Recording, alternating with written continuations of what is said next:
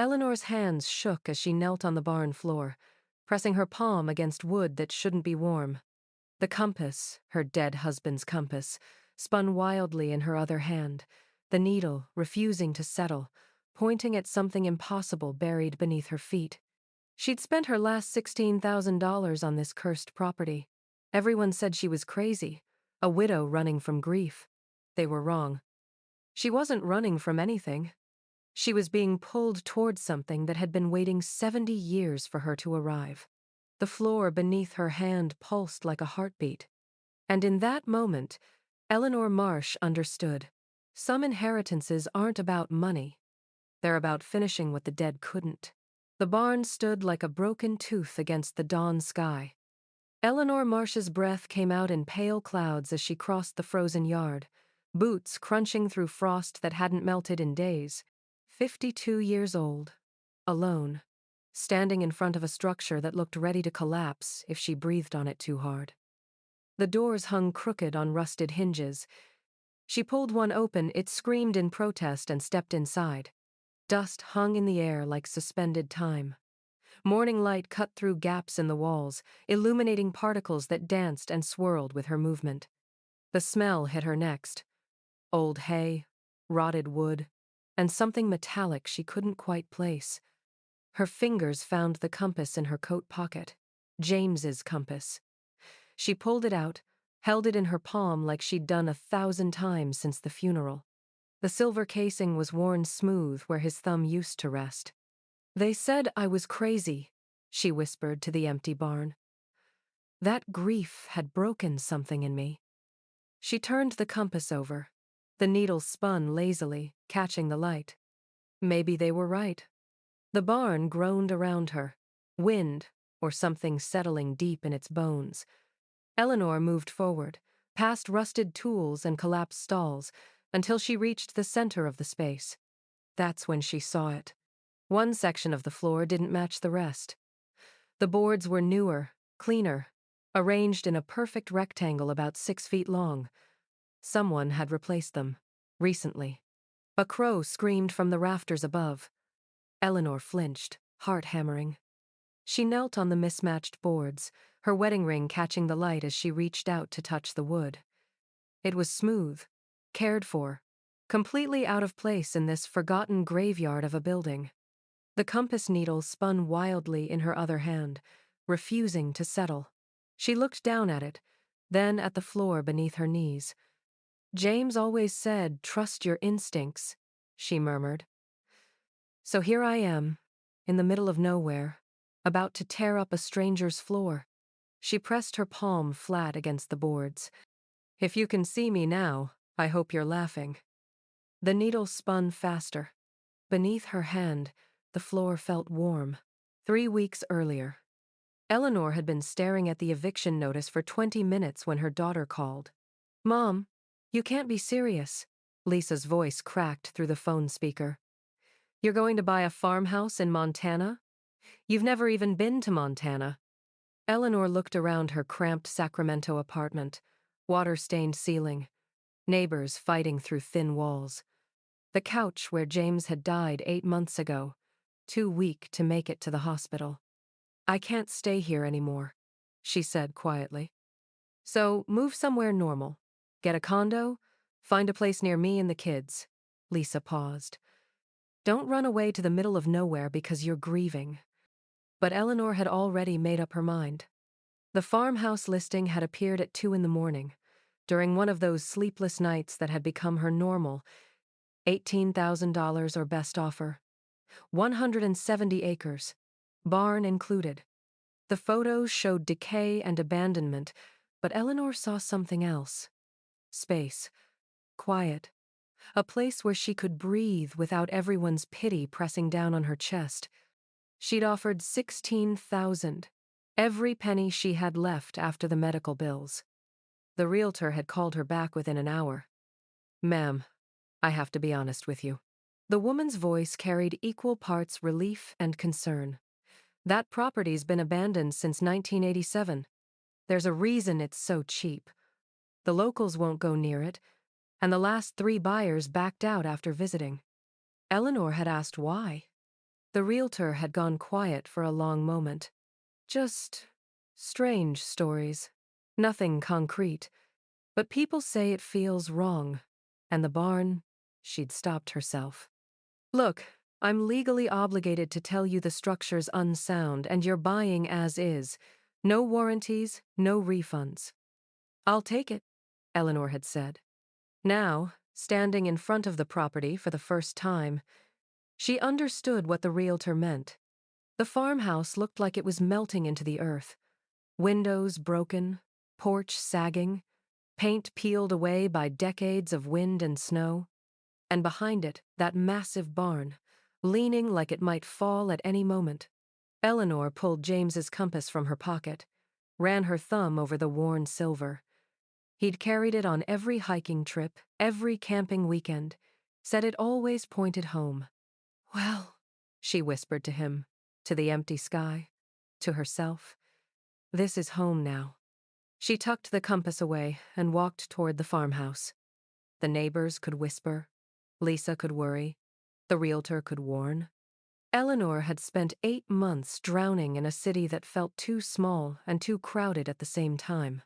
She'd spent 8 months being the widow everyone pitied, the woman who couldn't move on, the mother who made bad decisions.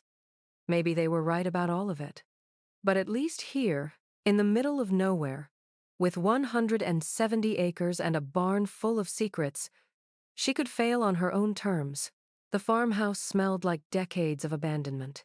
Eleanor pushed open the front door. It took 3 tries, the hinges screaming, and stepped into what had once been someone's home. Dust coated every surface. A 1,980 seconds calendar hung frozen on the kitchen wall, stuck on March 1987, the month everyone left.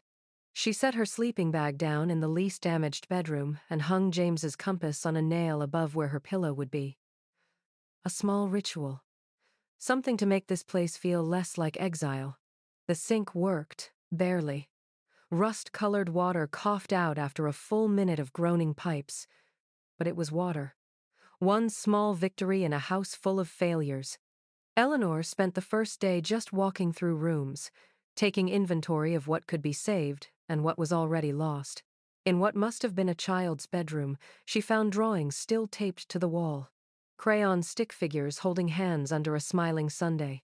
A family, happy once. She touched the corner of one drawing, and it crumbled under her fingers. Day 2 brought the townspeople.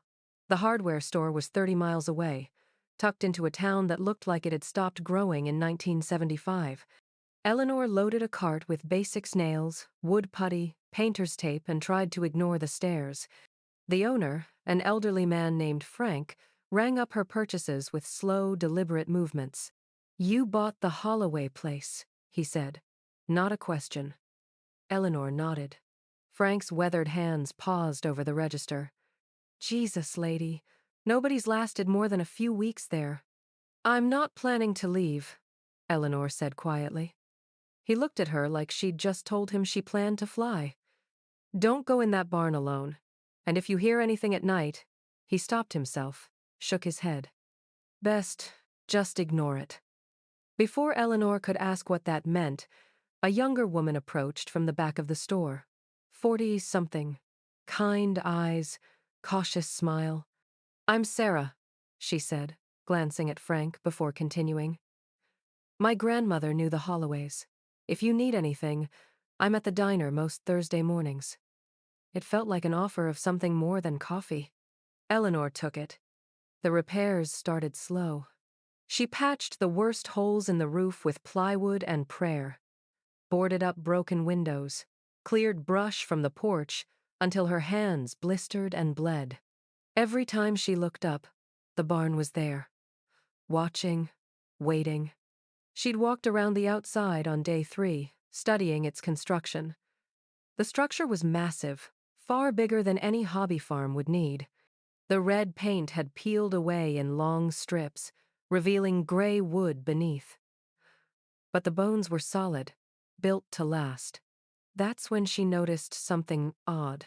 The barn was too deep. She'd paced the exterior, counting steps, then looked through gaps in the walls at the interior space. The numbers didn't match. There were at least 20 feet missing, like someone had built a room inside the barn that couldn't be seen from outside. Eleanor told herself she was imagining things. Grief, playing tricks. The same way she sometimes forgot James was dead and turned to tell him something before remembering the silence. But that night, lying in her sleeping bag, she heard it. A sound from the barn. Not wind, not animals, something mechanical. A low hum that rose and fell like breathing. She grabbed the compass from the nail, held it tight, and tried to convince herself it was nothing. The needle was spinning again. Day 5 brought her only neighbor. Dale appeared at her door without warning. A man in his 60s with sun-damaged skin and eyes that wouldn't meet hers. "You're wasting your time," he said by way of introduction. "This land's cursed. The Holloways knew it. That's why they left everything behind." Eleanor stood in the doorway, blocking his view of the house's interior. What happened to them? They left. Dale's jaw tightened. March of 87. Packed nothing, said nothing, just vanished overnight. Smart people. "And you think the land made them leave?" "I think some places hold on to things they shouldn't."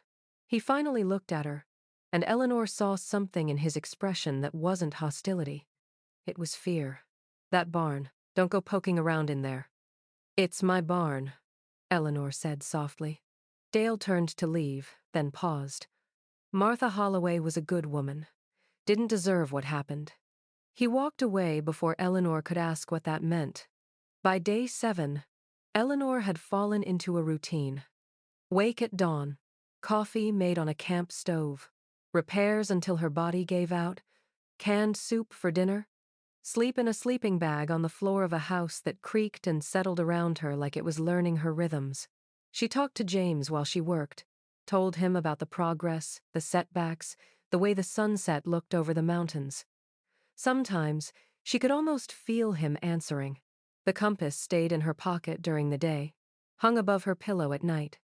The needle spun less wildly inside the farmhouse. But every time she walked near the barn, it went crazy. On day 7, she finally worked up the courage to look closer.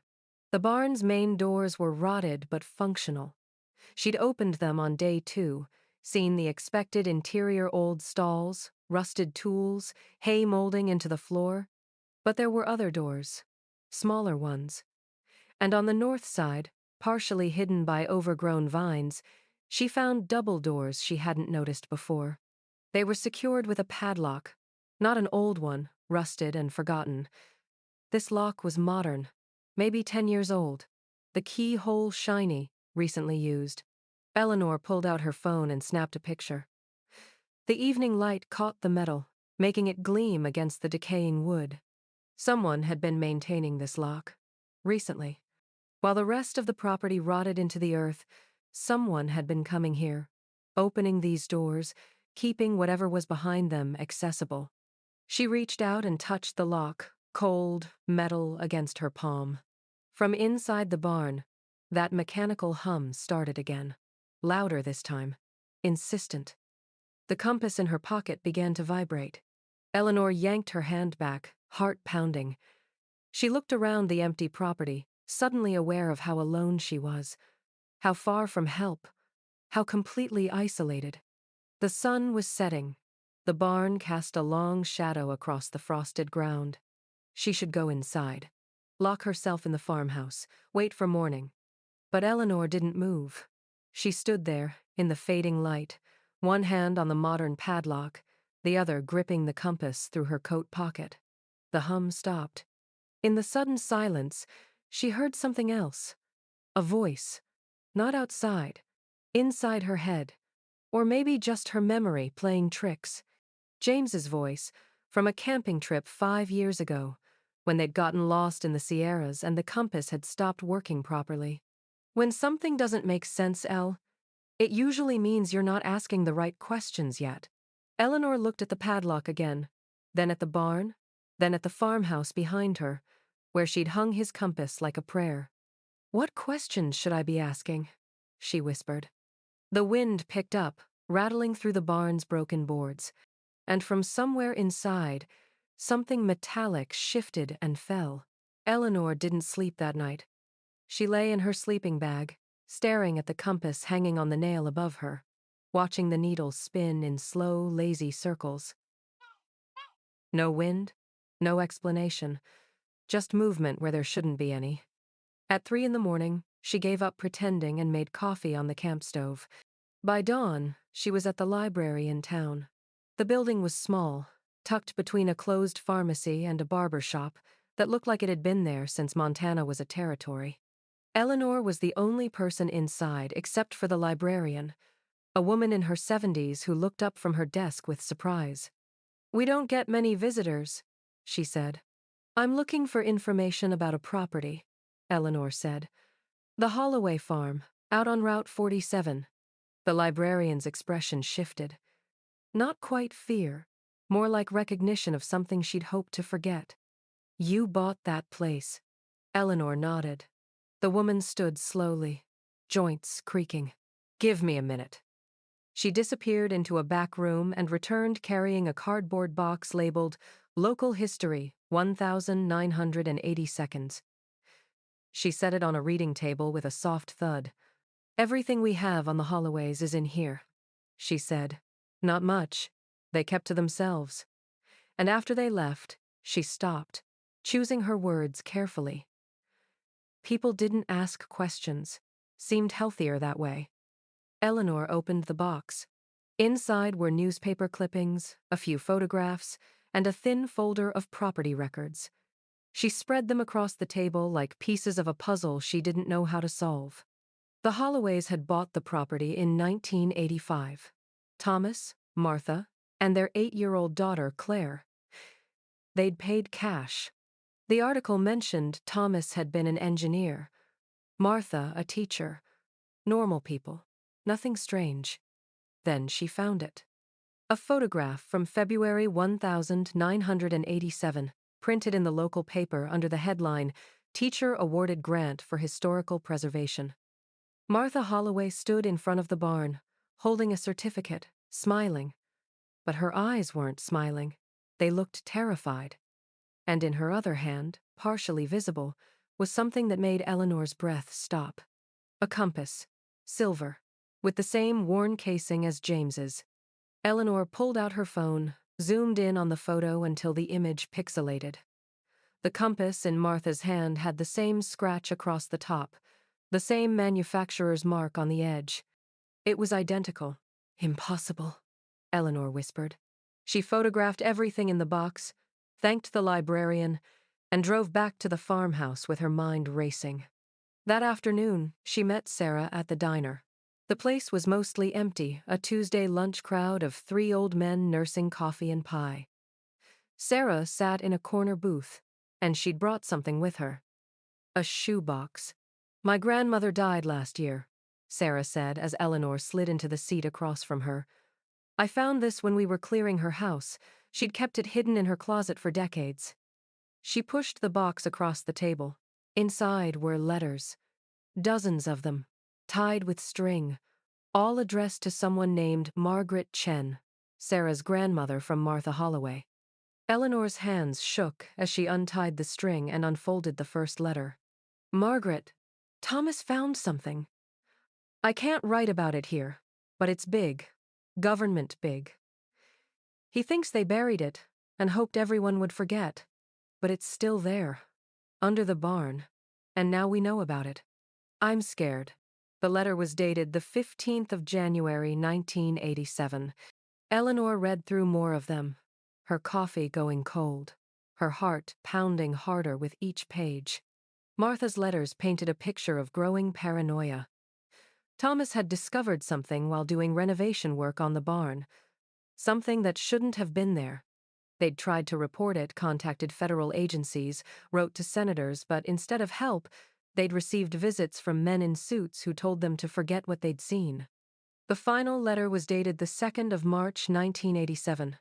"Margaret, they've given us 48 hours. We have to leave everything, the house, the property, our lives here. They're relocating us with new identities. Thomas tried to argue, but they made it clear. Cooperate or face consequences.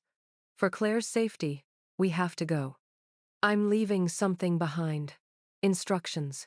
If someone buys our property someday, someone brave enough to look, maybe they'll finish what we couldn't. I'm hiding it where only someone who understands would think to look. Where the needle points? Tell no one we were friends. Protect yourself. Martha. Eleanor looked up at Sarah, who was crying quietly. I never understood what she meant, Sarah said. Where the needle points. Grandmother spent years wondering if she should have done something, told someone, but she was scared too. Eleanor pulled James's compass from her pocket and set it on the table between them. The needle was spinning. I think I know, Eleanor said. She waited until dark. Not because the work required darkness, but because she couldn't stand the thought of Dale or anyone else seeing her break into the barn. Whatever was behind those locked doors had been hidden for nearly 40 years. People had disappeared to protect it. Families had been destroyed. And Eleanor was about to tear it all open. She stood in front of the modern padlock with bolt cutters from the hardware store. Her hands were steady. Her mind was clear. She thought about James. About how he'd never backed down from a difficult hike, never turned around when the trail got hard. Trust your instincts, he'd always said. The bolt cutters sheared through the lock with a sharp crack. Eleanor pulled the doors open. Behind them wasn't the barn's interior. Instead, a narrow hallway led down into darkness. Concrete walls, industrial lighting fixtures that hadn't worked in decades. The air that rushed out smelled like minerals and machine oil. She clicked on her flashlight and descended. The hallway was short, maybe 20 feet, ending at another door. This one was metal, heavy, with a combination lock that looked military-grade. But someone had left it unlocked. The door swung open at her touch. Beyond was a room that shouldn't exist. It was underground, carved directly into the rock beneath the barn. The walls were lined with metal shelving units, most of them empty now, but a few still held equipment. Eleanor recognized some of it from James's workshop surveying tools, measurement devices, things engineers used. In the center of the room sat a desk, and on the desk, weighted down by a rock, was an envelope with her name on it. Not to whom it may concern, not to the new owner, Eleanor Marsh. Her hands shook as she picked it up. The paper was yellowed but intact, the ink still readable. Inside was a letter in handwriting she didn't recognize. Eleanor, if you're reading this, then the compass found you the way it was meant to. My name is Henry Novak. I built this room in 1952, and I've been waiting for you or someone like you for over 70 years. The compass you carry belonged to me first. I gave it to my son before I died in 1971. He gave it to his son, and his son gave it to you. It's not broken. It's working exactly as I designed it. Eleanor stopped reading. Her vision blurred. James's grandfather, Henry Novak. She'd met him exactly once, at their wedding. An old man who'd given James the compass as a gift said it had been in the family for generations. He'd died a week later. James had treasured it, carried it everywhere. Said his grandfather had been some kind of military engineer during the war. Brilliant, but secretive. Eleanor kept reading. The compasses I made, 12 of them, don't point to magnetic north. They point to something else. Something I discovered by accident while working on navigation systems for the military. They point to people. To the ones you love most. To home, in the truest sense. I calibrated each compass to resonate with specific bioelectric signatures, family bloodlines. The one you carry is calibrated to my descendants, and to this place. I knew someday, when the right person needed it, the compass would guide them here. To finish what I started. To uncover what I buried. In 1952, I discovered something beneath this land. Not gold, not uranium. Something more valuable and more dangerous. The military wanted to weaponize it. I refused. So I hid it. Sealed this room, bought the property under a false name, and waited. The Holloways found it by accident. I don't know what happened to them, but if they're gone, it means someone powerful doesn't want this discovered. Be careful, Eleanor. What you're looking for is in the secondary chamber. The entrance is hidden behind the shelving unit on the east wall. And remember, the compass doesn't bring you where you want to go. It brings you where you need to be. Trust it. Trust yourself. Henry Novak. Eleanor lowered the letter, her whole body trembling. She turned slowly toward the east wall. The shelving unit was bolted to the concrete, but when she pulled on it, the entire thing swung outward like a door. Behind it was another passage, darker, descending deeper into the earth. The compass in her pocket vibrated so hard it felt like it might break apart. From somewhere below, that mechanical hum started again, louder than before, rhythmic, like a heartbeat. Eleanor stood at the edge of the passage, flashlight beam swallowed by the darkness below, and realized she'd been wrong about everything. She hadn't bought this property by accident. She hadn't been running from her grief. She'd been following a map written in her blood, carried in silver, waiting 70 years for her to arrive. The question was, what had Henry Novak been so desperate to hide? And why had he believed Eleanor would be the one brave enough to find it? She took a breath and stepped into the passage. The darkness swallowed her whole. The passage descended for what felt like forever. Eleanor's flashlight beam barely penetrated the darkness. The walls pressed close, carved rock that wept with moisture. The air grew colder with each step, and that mechanical hum grew louder until it vibrated in her chest like a second heartbeat. She counted 147 steps before the passage opened into a chamber. This room was different from the first, larger. The walls were lined with what looked like server racks, old computer equipment from the 1950s, massive and obsolete, but still humming with power. Cables snaked across the floor. In the center of the room stood a cylinder of thick glass, maybe 8 feet tall, filled with a liquid that glowed faint blue in the darkness. Eleanor approached slowly, her breath fogging in the cold air. Inside, the cylinder floated what looked like a mineral formation, crystalline structures branching like frozen lightning, pulsing with that same blue light in rhythm with the hum. She pressed her hand against the glass. It was warm. "What are you?" she whispered. The compass in her pocket vibrated so violently it burned through the fabric. She yanked it out, the needle was spinning so fast it blurred, and as she held it near the glass, the blue light inside the cylinder brightened. The crystals pulsed faster, and then Eleanor heard it. Not a sound from the room. A sound inside her head, like tinnitus, but structured, rhythmic, almost like, "Oh my God," she breathed. It was a signal, a transmission. The crystal formation was broadcasting something. She backed away, her mind racing. This was what Novak had found. Not a mineral deposit, not uranium. Something that transmitted energy, or information, or... Her phone buzzed in her pocket. Eleanor nearly screamed. No signal should reach this deep underground. But when she pulled it out, the screen showed a text from Lisa. "Mom, call me. Now." Eleanor's hands shook as she climbed back up the passage, up through the first chamber, up to the barn where her phone finally showed 2 bars of signal. She called. "Where have you been?" Lisa's voice was sharp with panic. "I've been trying to reach you for hours." "I'm sorry, I was." Eleanor stopped. How could she explain? "What's wrong?" "I'm looking at your bank account, Mom. The one you gave me access to for emergencies. There's a hold on it. Federal hold. And there are charges you didn't make surveys, geological reports, permits filed under your name." Lisa's voice cracked. "What did you find on that property?" Eleanor's blood went cold. "I didn't file anything." "Someone did. Using your information." "Mom, there are men asking questions about you in town. Sarah called me. Some guys in suits showed up at the diner asking about the woman who bought the Holloway place. They said they were federal agents, but they wouldn't show identification.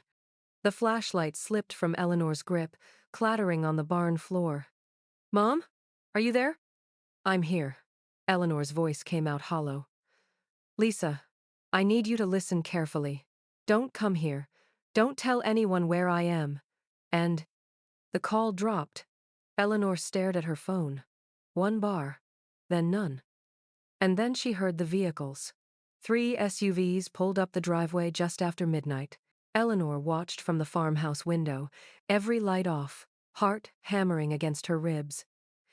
Men in dark suits climbed out. 6 of them. They didn't knock.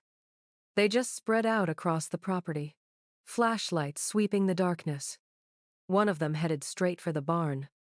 Eleanor grabbed the compass and ran to her bedroom. She pried up a loose floorboard she'd discovered during repairs and shoved the compass inside, along with Henry Novak's letter and the photographs from the library. Then she replaced the board and scattered dust over it. If they were here for the discovery, she wouldn't make it easy. She met them at the door before they could break it down. Eleanor Marsh.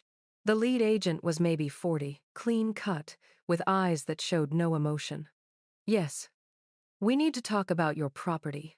May we come in? Do I have a choice?" His smile didn't reach his eyes.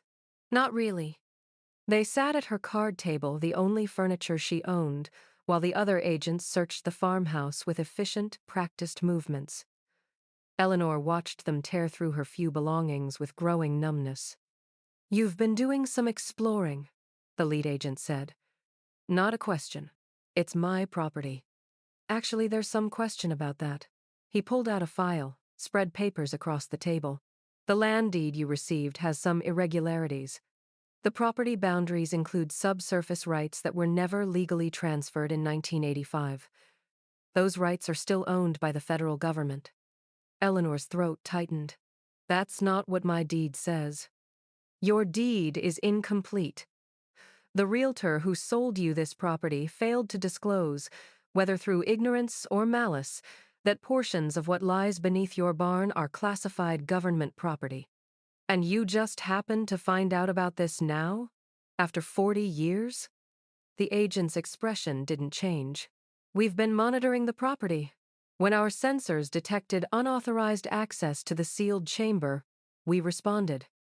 "Sensors," Eleanor repeated. "So you've known what was down there this whole time." "What we know isn't your concern, Miss Marsh. What is your concern is that you've violated federal law by accessing a restricted military site. We're prepared to be lenient if you cooperate." "Cooperate with what?"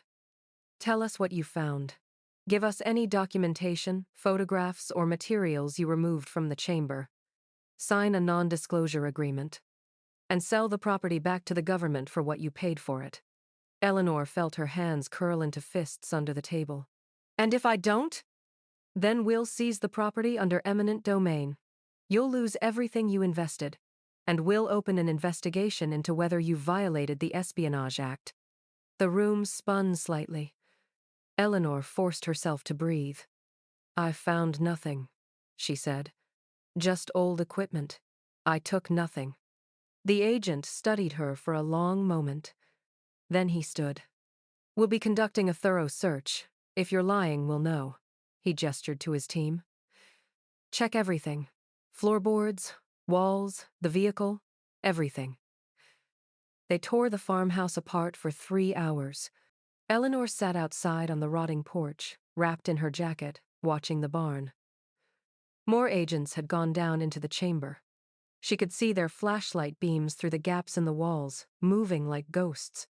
By dawn, they were gone. They'd found nothing. But they'd left her with a warning. "We'll be watching. Don't try to access the chamber again.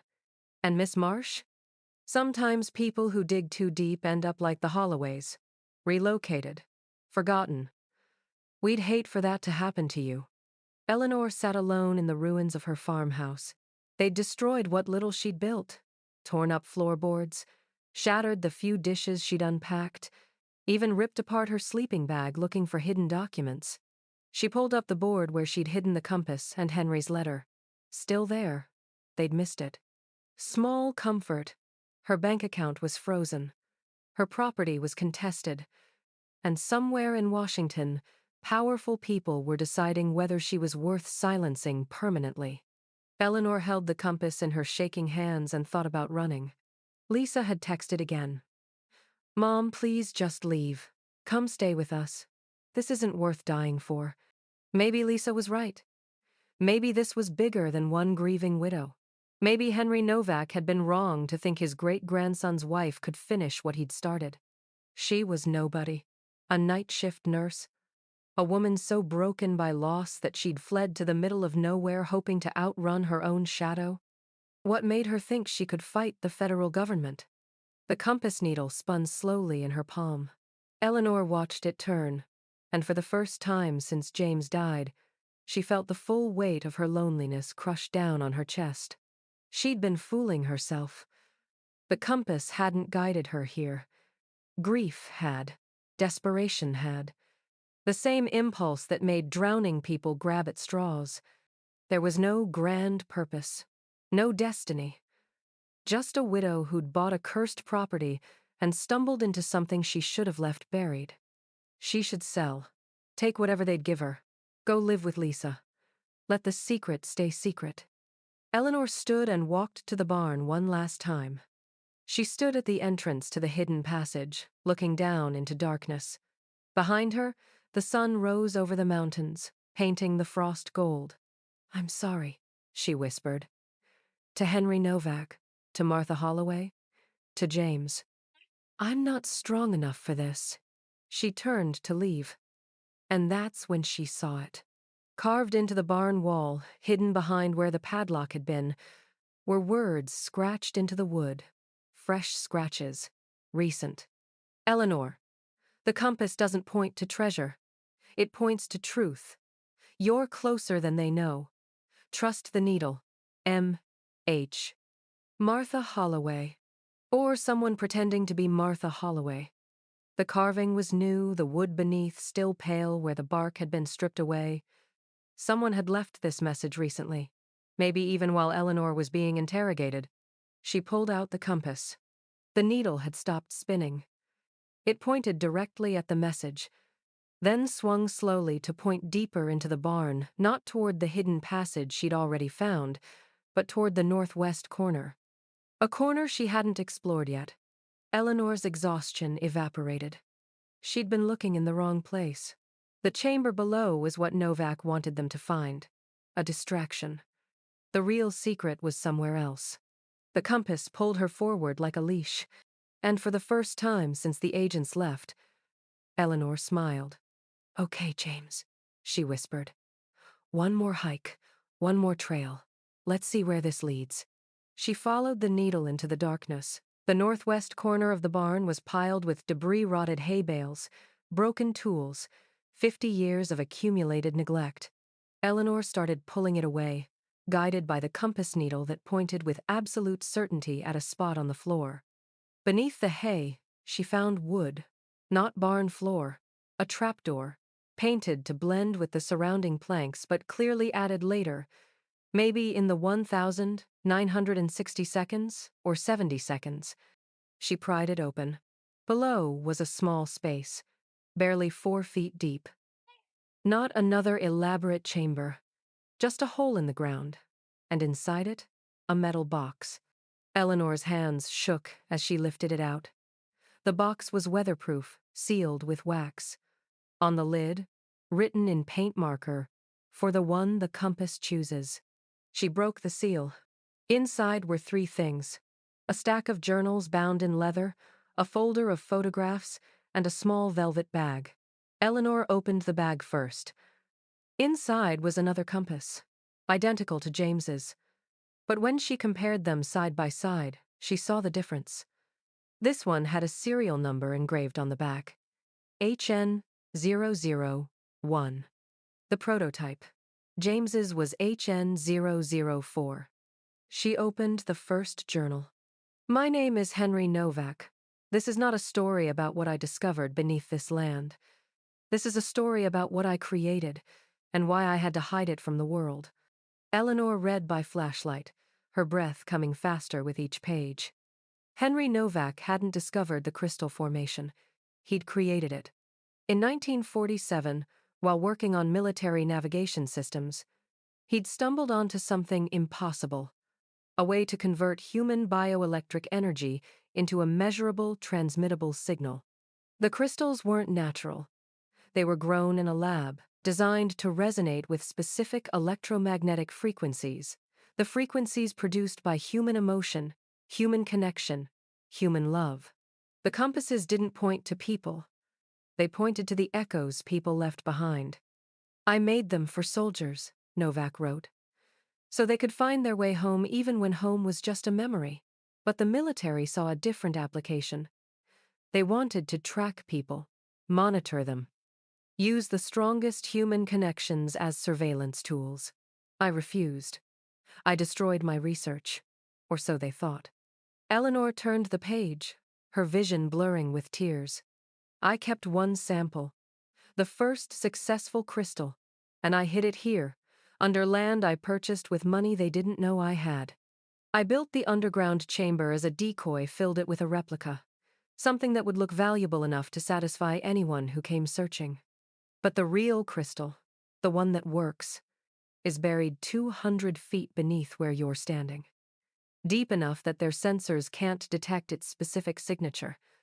It's been broadcasting for 70 years, a beacon tuned to my bloodline, waiting." Eleanor's hands trembled. "The compasses I gave to my descendants will lead them here when they need it most, when they're lost, when they've forgotten what home means.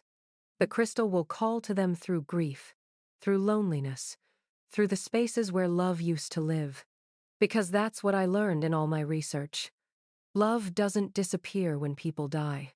It transforms. It becomes energy.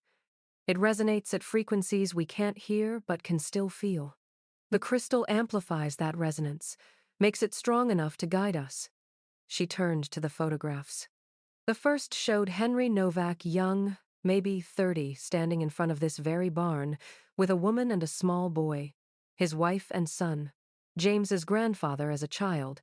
The second photograph made Eleanor's breath stop. It was dated 1970. Henry Novak, much older now, standing in the same spot. But next to him was another family: Martha, Thomas, and young Claire Holloway. On the back, in Novak's handwriting, "Martha understands. She'll protect it until the next keeper arrives." Eleanor flipped through more photos. The Holloways with Novak. Documents showing Novak had sold them the property for $1. Letters from Martha, describing strange experiences, hearing voices, feeling presences. The compass leading her to moments of inexplicable peace. And then she found the final letter, dated the 1st of March 1987. "To whoever finds this, my name is Martha Holloway. Henry Novak died in 1971, but before he passed, he told me the truth about this land. The crystal buried deep below doesn't just amplify human connection, it records it. Every moment of love, every goodbye, every grief-stricken prayer, said by someone holding one of his compasses. It's a library of human emotion. Decades of people reaching out to those they've lost, and the crystal catching those signals like a radio receiver. The government wants it destroyed, not because it's dangerous, but because it proves something they can't control, that consciousness persists, that love is measurable. That death isn't the end they've always told us it is. We were supposed to protect it, but they found out. They're forcing us to leave. So I'm hiding everything here for the next keeper." Henry said the compasses would bring someone when the time was right. If you're reading this, you've been chosen, not by us, by the crystal itself, by the accumulated love of everyone who came before you. Listen to it, trust it, and when you're ready, you'll understand what you're really hearing. Martha Holloway. Eleanor sat in the darkness of the barn, surrounded by hay and dust and the ghosts of people who'd tried to protect something impossible. She pulled out James's compass. The needle was perfectly still now, pointing directly down, toward the crystal buried 200 feet below her.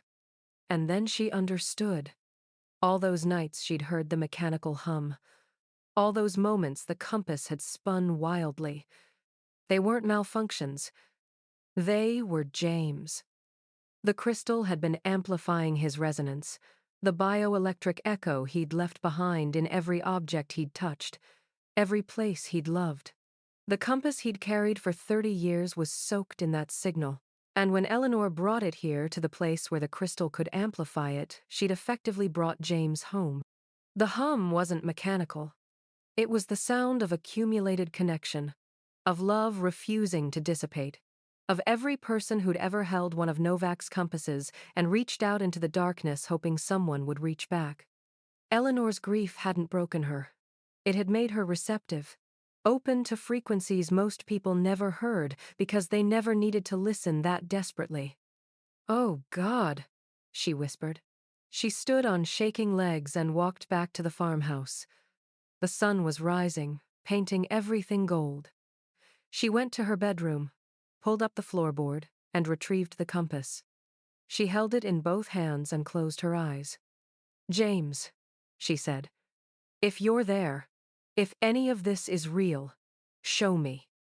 The compass grew warm in her palms, and then she felt it. Not a sound, not a vision, just a presence. The sense of someone standing behind her, close enough that she could feel warmth radiating from them. A hand on her shoulder. She didn't turn around. Couldn't. If she looked and saw nothing, it would shatter her. But the warmth stayed. The pressure of fingers. And then, so faint she might have imagined it, a voice. "I'm here. I've always been here." Eleanor broke. She sobbed into her hands. The compass pressed against her chest, feeling that presence wrap around her like arms that remembered exactly how to hold her. This was what Novak had discovered. This was why they wanted it destroyed. Because if people knew, truly knew that consciousness persisted, that love could be measured and amplified, that the barrier between life and death was just a frequency humans hadn't learned to hear yet, everything would change.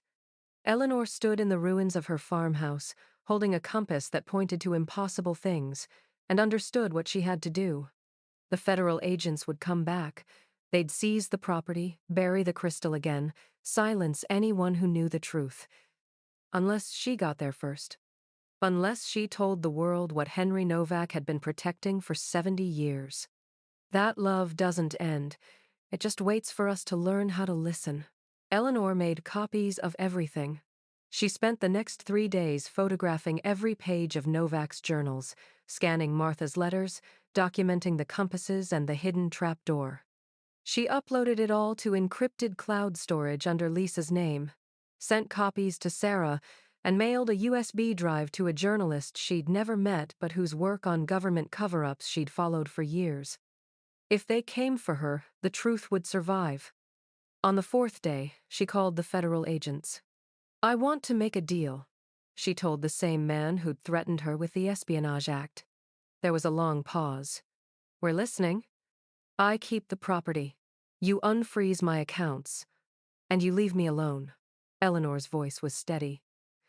"In exchange, I'll sign your non-disclosure agreement. I won't talk about what's underground. I won't cause you problems. And why would we agree to that when we can just take the property? Because I know the crystal in the chamber is a fake." Eleanor let that sink in. "You've been monitoring the wrong thing for 70 years. And if you push me, if you try to seize this land, every document I found goes public, including proof that you've been covering up Henry Novak's research since 1952. Another pause. Longer this time. "We'll need to verify your claims. Come whenever you want. Bring your sensors. Test the crystal all you like." Eleanor smiled at the phone. "You won't find what you're looking for. Because it was never where you thought it was." 2 days later, they returned. They spent 6 hours examining the underground chamber, running tests on the glowing crystal, scanning the surrounding rock. Eleanor watched from the farmhouse window as they finally packed up and left. The lead agent stopped at her door on his way out. He looked exhausted. "The crystal in the chamber is inert," he said. Whatever properties it once had are gone. Our sensors show nothing. Then we have a deal? He studied her for a long moment. The property is yours. Your accounts will be unfrozen by Monday. But Miss Marsh, he leaned closer. If we find out you lied, if there's anything else on this land, the deal is void. There's nothing else, Eleanor said. And it was technically true. The real crystal was so deep, so perfectly hidden, their sensors would never find it. Just an old farmhouse and a widow trying to start over. After they left, Eleanor stood in the barn for a long time, compass in hand, feeling the warmth that meant James was close. "We did it," she whispered. "They're gone." The presence behind her felt like a smile. Sarah came to visit 2 weeks later. Eleanor had started real repairs by then. New windows, a patched roof that didn't leak. The farmhouse was slowly transforming from a ruin into something that felt like shelter. They sat on the newly rebuilt porch, drinking coffee in the afternoon Sunday. "I heard the federal agents backed off," Sarah said carefully. "We came to an understanding." "And the barn?" Eleanor looked at the structure. Still leaning, still covered in peeling paint, but somehow less ominous now. More like a guardian than a threat. "The barn stays closed," she said. "What's under it needs to rest." Sarah nodded slowly. "My grandmother would have liked you. She always said Martha chose the wrong time to be brave, that the world wasn't ready yet." "Maybe it still isn't," Eleanor said. "But someday, when people are ready to understand what love really is, what it becomes." She stopped. "Someday someone else will find this place. The compass will bring them. And maybe then, the world will listen." Sarah squeezed her hand. "Until then, you're the keeper." "Until then," Eleanor agreed. Lisa visited a month later, bringing Eleanor's grandchildren. The kids ran through the farmhouse like it had been built for them, exploring rooms that finally had furniture, a kitchen that worked, beds with real sheets. Lisa stood with Eleanor on the porch, watching them play. "You seem different," Lisa said quietly. "Lighter, somehow." Eleanor turned the compass over in her pocket, feeling its familiar weight. "I found what I was looking for." "And what was that?" "Home," Eleanor said simply. "Not a place. The feeling, the knowledge that the people we love don't really leave us. They just change frequency. We have to learn to listen differently." Lisa looked at her mother with tears in her eyes. "You're talking about Dad." "I'm talking about everyone we've lost, everyone we think is gone." Eleanor pulled out the compass, showed Lisa the needle pointing steadily toward the barn. "They're all still here. We just forgot how to feel them."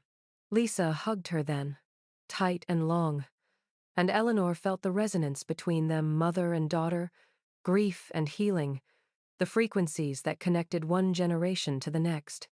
That night, after everyone had left, Eleanor walked to the barn alone. The sun was setting, painting the mountains gold and purple. Frost gathered on the grass, her breath clouded in the cold air. She stood at the entrance, compass in hand, and felt James's presence settle around her like a familiar coat. "I know you're here," she said softly. "I know you've been here the whole time, waiting for me to listen." The warmth on her shoulder, the sense of someone standing close. "I'm not running anymore," Eleanor continued. "Not from grief, not from the truth, not from whatever this is."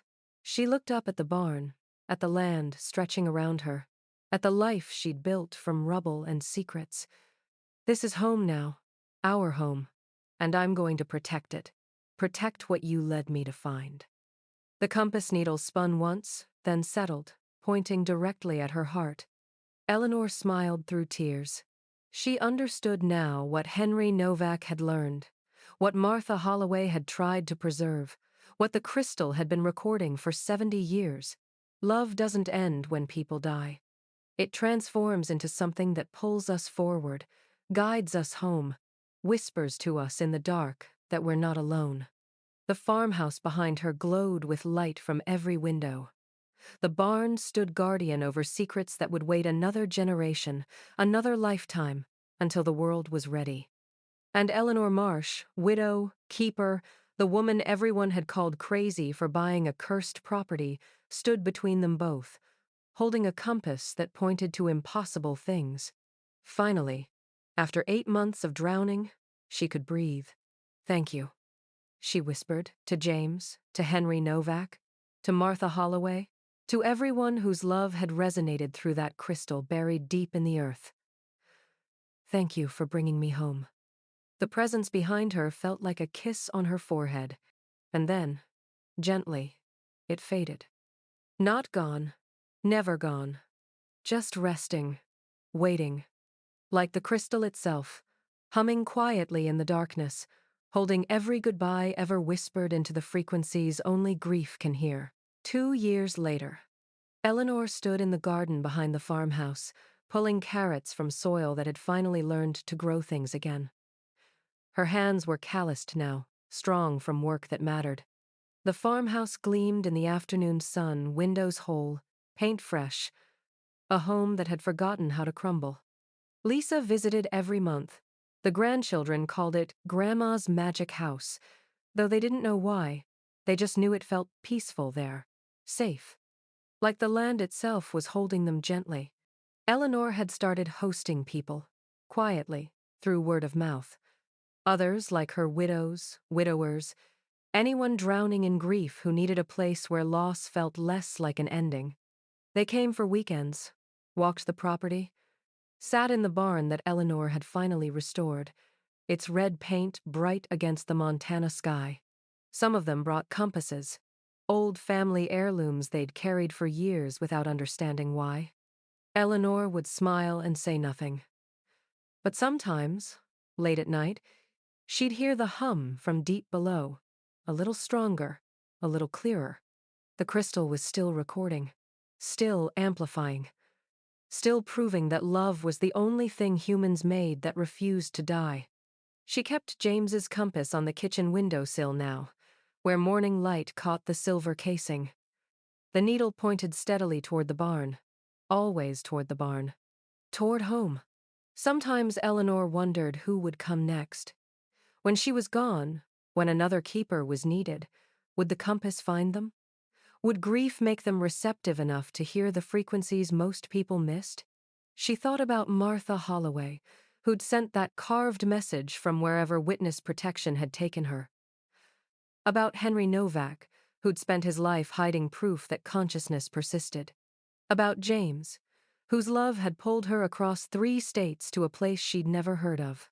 They were all still here, in the hum beneath her feet, in the warmth that settled on her shoulders on cold mornings, in the way the compass needle moved when she held it, like a heartbeat made visible.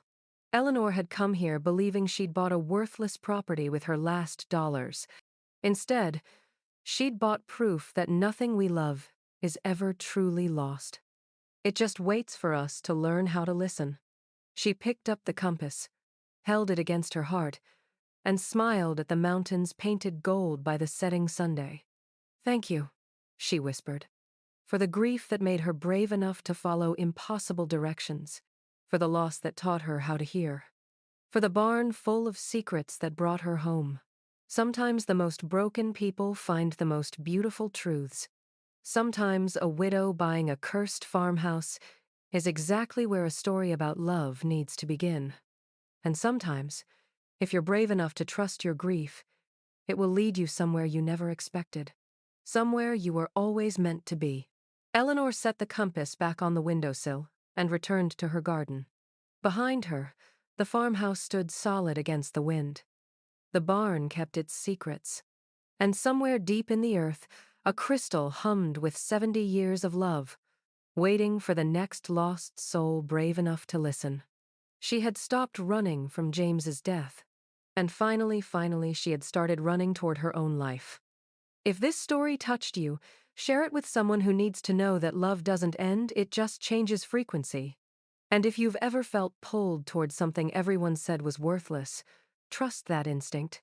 You might be surprised what you find. Subscribe for more stories about courage, mystery, and the impossible things that turn out to be true.